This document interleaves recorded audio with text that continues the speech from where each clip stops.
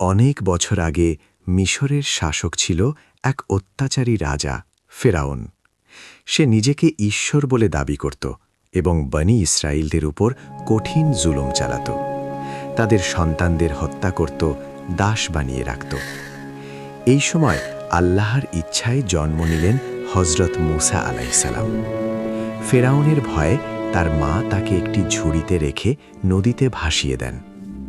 আল্লাহর কুদরতে সেই ঝুড়ি পৌঁছে যায় ফেরাউনের প্রাসাদে। ফেরাউনের স্ত্রী আসিয়া আলাইসালাম শিশুটিকে লালন পালন করেন। বড় হয়ে আল্লাহ মুসা আলাইসালামকে নবুয়ত দান করেন এবং তাকে নির্দেশ দেন ফেরাউনের কাছে গিয়ে সত্যের দাওয়াত দিতে। আল্লাহ তাকে দুটি মোজেজা দেন: লাঠি সাপে পরিণত হওয়া, হাত উজ্জ্বল আলো ছড়ানো। মুসা আলাইসালাম ফেরাউনকে আল্লাহর একত্বের কথা বললেন, কিন্তু ফেরাউন অহংকারে অন্ধ হয়ে তা অস্বীকার করল। সে জাদুকরদের ডেকে মুসা আলাইসালামকে হারাতে চাইল, কিন্তু আল্লাহর কুদরতে মুসা আলাইসালামের লাঠি সব জাদু গিলে ফেলল। অনেক জাদুকর তখনই ঈমান আনল, তবু ফেরাউন ঈমান আনল না।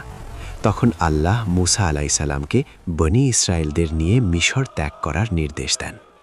ফেরাউন সেনাবাহিনী নিয়ে তাদের ধাওয়া করল। লাল সাগরের সামনে পৌঁছে মুসা আলাইসালাম আল্লাহ